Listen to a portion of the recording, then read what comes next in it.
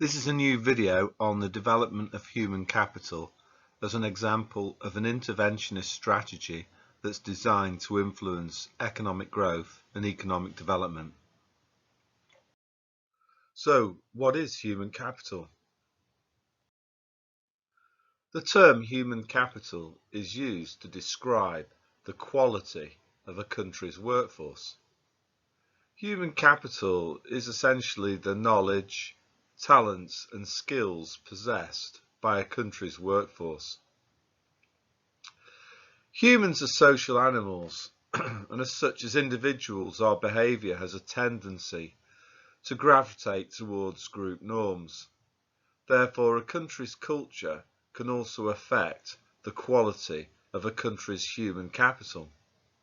Some countries have cultures that emphasise hard work, honesty, self-reliance, initiative, personal responsibility, and other qualities that are economic assets.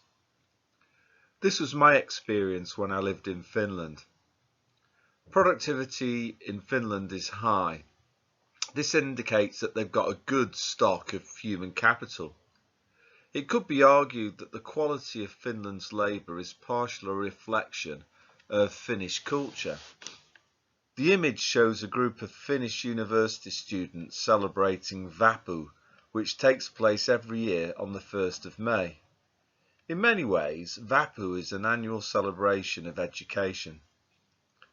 At the age of 16, Finns can choose to continue their education at either a vocational or a super selective academic school called a lukio. Those who successfully graduate from lukios are awarded a white hat. You can't buy them, you can only earn them by being academically excellent. Every Vappu, every May the 1st, Finns who have won their white hats and have succeeded academically dust them off and wear them with great pride on the streets of all the towns and cities in Finland. I think the idea of it is that other people can see who are the clever and hard-working ones in Finnish society, who are the ones that have strived, intelligent people who have worked hard, who've deserved their success. In Britain, I think this would never happen because it would be deemed to be an elitist celebration or something like that. In summary, what I'm trying to get at here is that human capital is an extremely important supply-side variable that affects a country's economic growth and its economic development. Human capital matters because it affects productivity. The quality of a country's labour also affects the quality of the goods and services that a country is capable of producing. The quality of a country's output is important because it will determine the price elasticity of demand for the products that it exports. High quality products that are differentiated have few substitutes, so the demand for them will tend to be price inelastic. Countries that sell high quality price inelastic exports can successfully charge premium prices in global markets. And this will help them to increase their GDPs and provide a high material standard of living. On the other hand, in a country where the stock of human capital is poor, got low productivity, low skills, it'll actually be difficult to generate the economic growth and the value added needed to achieve a sustainably high standard of living. The government can create human capital by investing in high quality education. In Finland, there's only one private school in the whole of the country. It caters mostly for the educational needs of foreign expat kids. 99.9% of all Finns attend state schools, which are extremely well equipped. In Finland, educational standards are high because teachers have superb conditions of service and are widely respected in Finnish society. Indeed, it's one of the most popular jobs in Finland and one of the most competitive university courses to get onto is teacher education. The Finnish government clearly believes that they should back their own people and invest in human capital. It's the future. It's how you create a prosperous economy with a high quality of life. Human capital can also be created by firms via training. There are two types of training carried out by firms. Specific training is designed to help employees to acquire specific skills that are needed by a specific company operating in a specific industry. So, a good example here might be training new recruits how to use the firm's IT system more effectively. Firms also spend money investing in general skills. So this type of training is designed to take place out of the office, and employees are encouraged to develop so-called soft skills such as team building. So say why it might work. So what we're going to look at here is arguments that you can use to advance the assertion that investing in human capital is a good idea. It will boost growth and create development. So we'll take the example of the government spending more on education. If you remember back from last year, spending money on education is an example of an interventionist supply side policy. So if you spend heavily on education, maybe by hiring extra teachers to reduce the pupil-teacher ratio, you'll improve the quality of education. As a result of that, your young people will develop new skills that they wouldn't have developed in the past. Those skills allow workers to produce more in the same amount of time. Production speeds up and they'll make fewer mistakes. So productivity, that's output per worker, goes up. And as a consequence of productivity going up, the same workforce in total will be able to produce a bigger GDP. So output at full employment will go up, and the long run aggregate supply curve will shift to the right from LRAS1 to LRAS2. Now, if it's the government that's been spending the money on state education, that will obviously cause aggregate demand to increase too, because government spending is a component of AD. So what we would say here is that we're going to get an increase in both LRAS and AD, and the combined effect of that is an increase in GDP. And again, what you can say is that if the rate of economic growth exceeds the rate of population growth, that will trigger an increase in per capita incomes. Per capita income is a component of the HDI. So if per capita incomes go up, the HDI will also go up too, ceteris paribus, creating a recorded increase in development.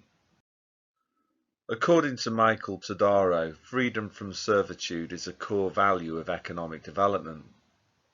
So you could actually put forward an argument to the effect that if governments invest in human capital, a more educated populace are going to be better equipped to challenge the dubious assertions of politicians and the dodgy things that they do with your taxes. So an educated population then is more likely to effectively hold the government to democratic account. And that will cause economic development because the people will be represented by politicians more effectively if the people are literate and knowledgeable and they know something about what the politicians are doing. It's much harder to hoodwink an educated population into voting for things that are not in their best interests.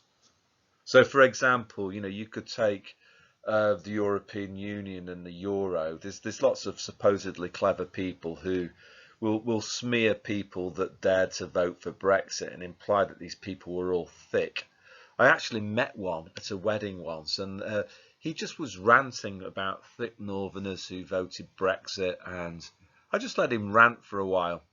And then when I got bored, I said to this guy, he was called Matt. I said to him, well, Matt, well, obviously, it was true. There were many, many people who voted in the Brexit referendum who didn't know what they were voting for. But I guess you did, Matt. Matt was a Remainer. He had a very plummy accent as well, like the bloke in the picture here. So he said, "Oh yes, of course, I knew what I was voting for." So then I had him. I basically said to him, "Well, Matt, I guess you would be able to tell me what a single market is." Could he? Nope. So I gave him another go. I said to him, "Well, can you tell me what a customs union is, Matt?" Not a clue. So he's an example of a product of a lousy British education system that just encourages people to take the easy way out, hug the consensus, whatever it is. And these people are easy pickings for politicians. They're very, very easy to manipulate. Human capital can also add to economic prosperity because it can enable an economy to move up the value-added ladder and produce products that are better quality that sell for higher prices.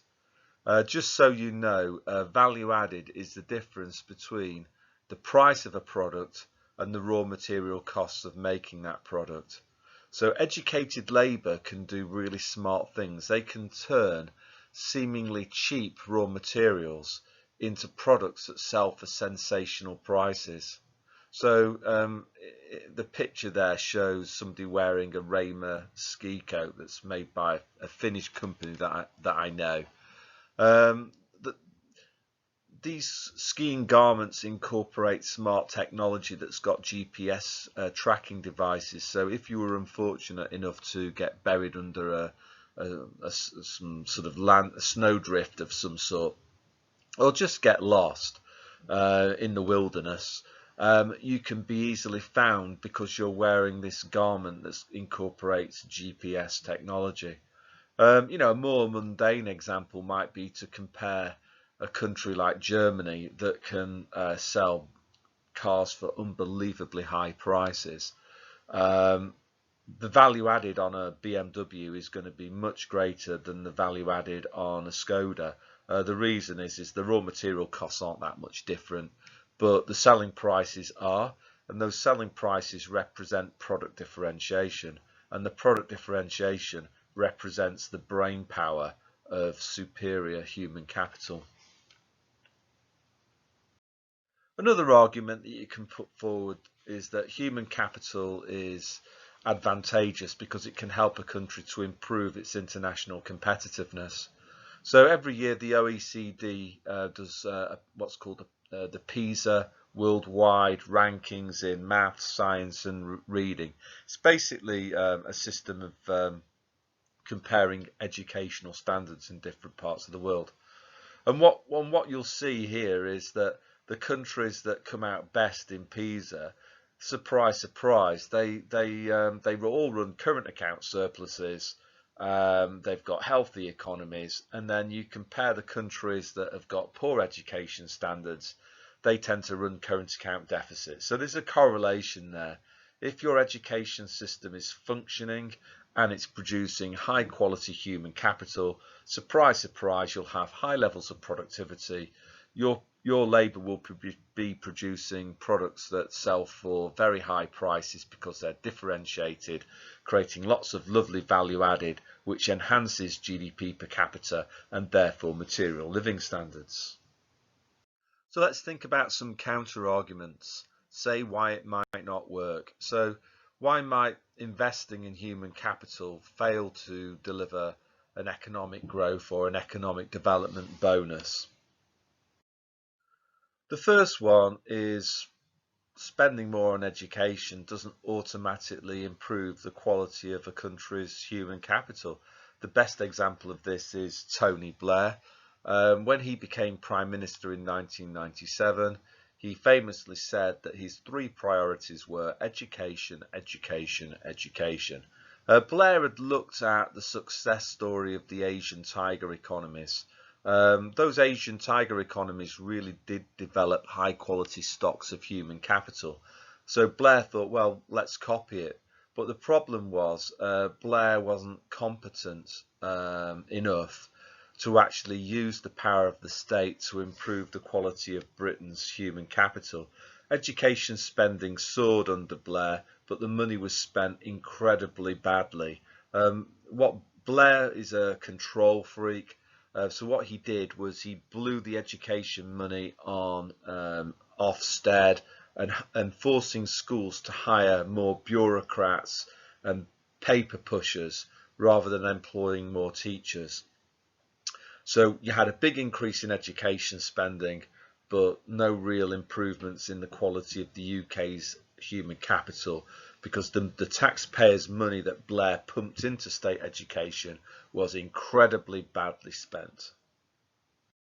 The other thing that we need to consider too is the opportunity cost of spending more on state education. As you know, opportunity cost is the most valuable thing that you have to give up to do something else. So if you choose to spend more money on state education, what are you giving up? Well, probably you're giving up the opportunity to cut taxes. So for households, income tax is higher than it should be because you've got to collect more tax to spend more on education. High rates of income tax create disincentives to work, which decrease the supply of labour, which leads to an increase in the equilibrium wage rate and a fall in the natural rate of employment. Also, maybe to finance the splurge of spending on state education, maybe the central planners of the state decide to increase corporation tax to pay for it.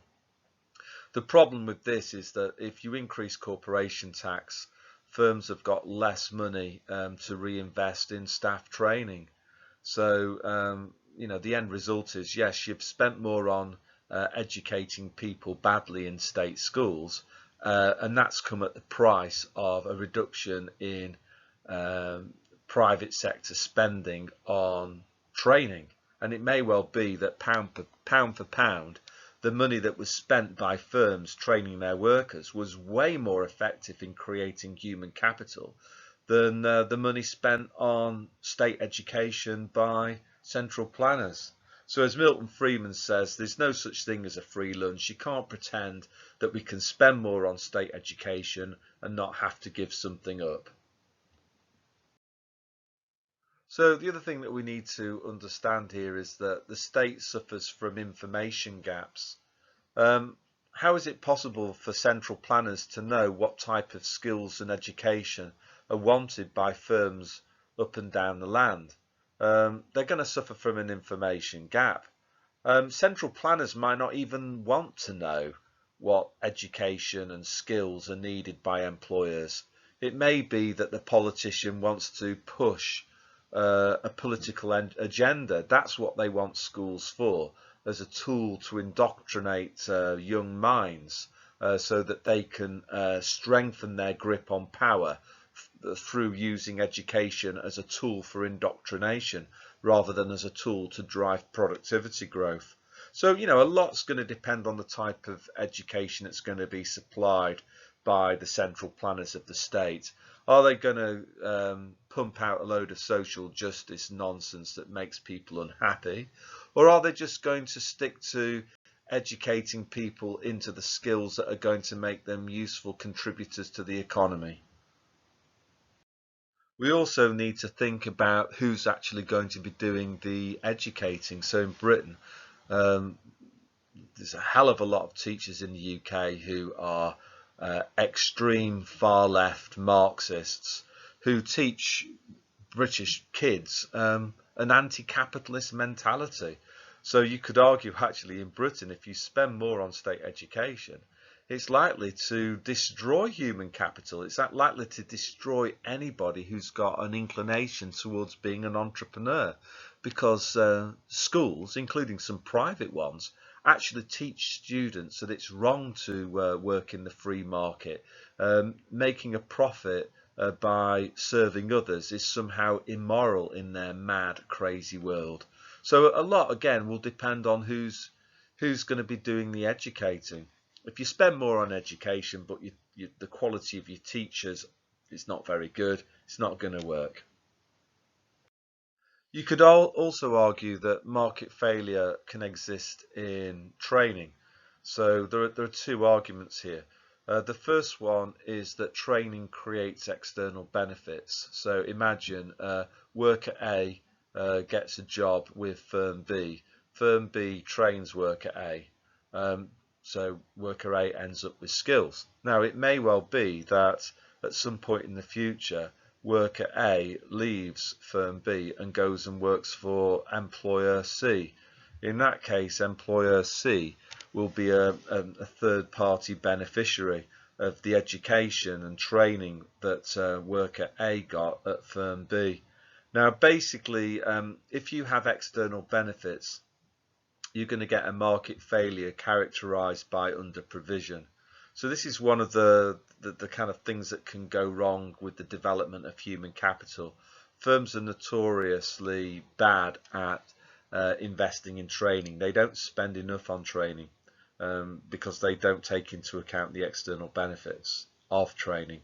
The other argument that you can use is called poaching. So P-O-A-C-H-I-N-G,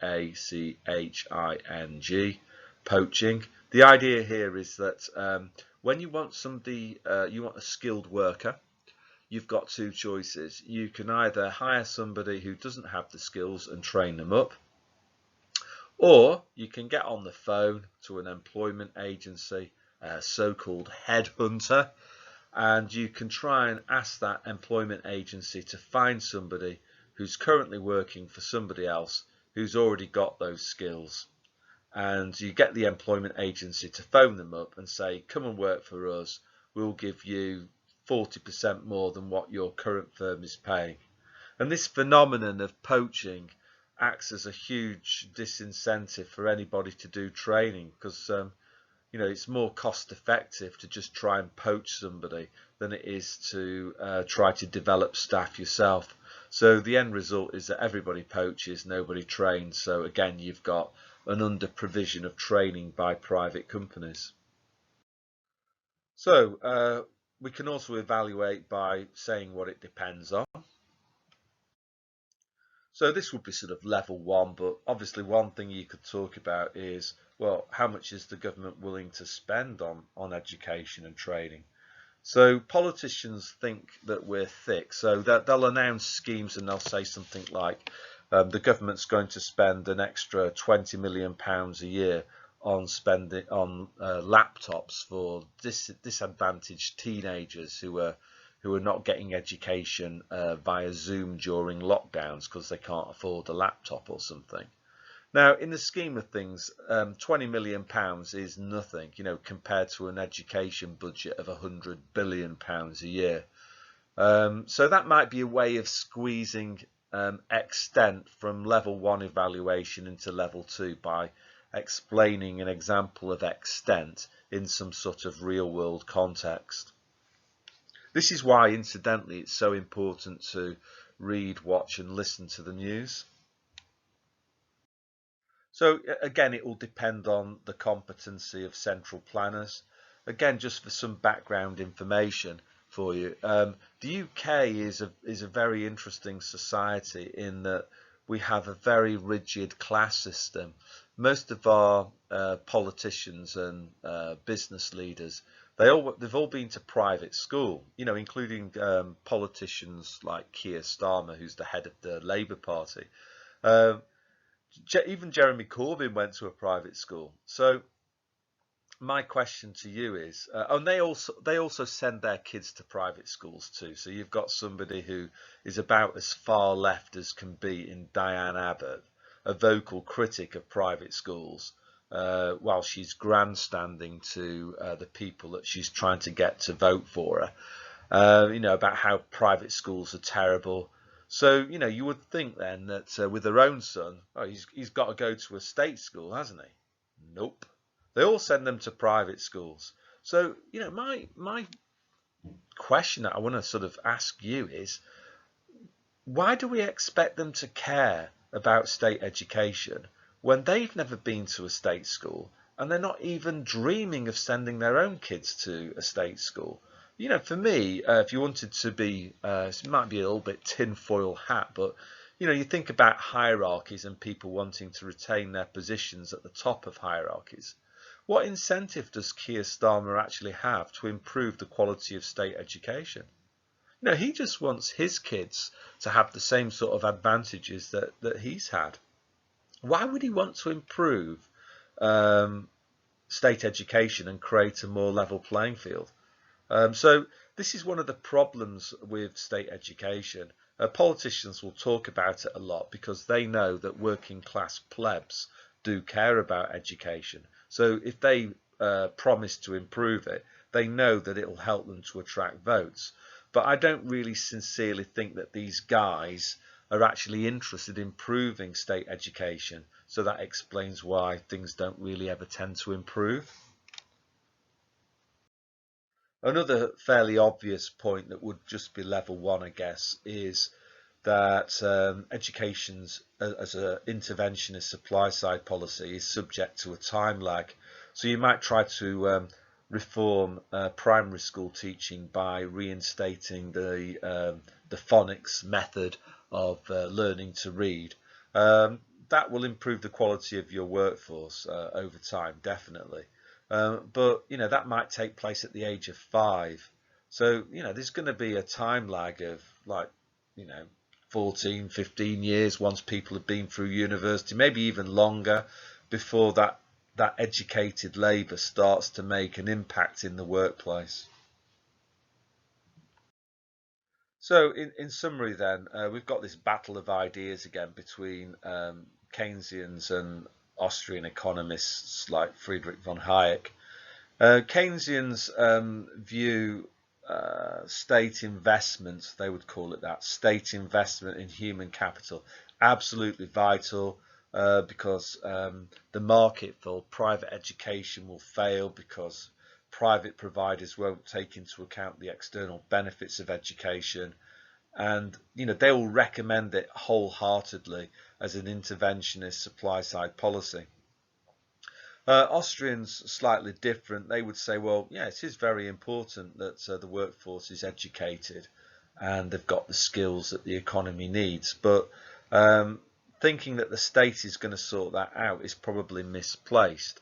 And there are 2 reasons. The first reason is information gaps. How on earth are the central planners going to know what type of education to supply? And then the other drawback would be just public choice theory. Like, why are we going to assume that politicians are going to be motivated towards improving the quality of state education? What they might be interested in doing is using the education budget to feather their own nests by putting contracts the way of cronies, like £20 million contract for laptops. Yeah, maybe they'll get some sort of kickback on that contract. Maybe they'll go and work for some of the companies that they pushed education spending contracts by the way of during their political career. Austrians would also say, well, where's the money going to come from? It's going to come through higher taxes sooner or later. That's got to be the case, even if you finance it through fiscal deficit spending. In the end, it's going to lead to higher taxes because taxes are going to have to go up to pay the extra debt interest on a bigger national debt. So what they would say is keep taxes low. It's a mistake to think that the government can create investments in human capital that will pay off. Much better to let private schools and private universities and private firms, let them do the development of human capital. They have the more localized, decentralized knowledge to make a much better fist of that decision making. And it's much better to leave their money with them. They'll do a much better job of spending it than the central planners of the state would.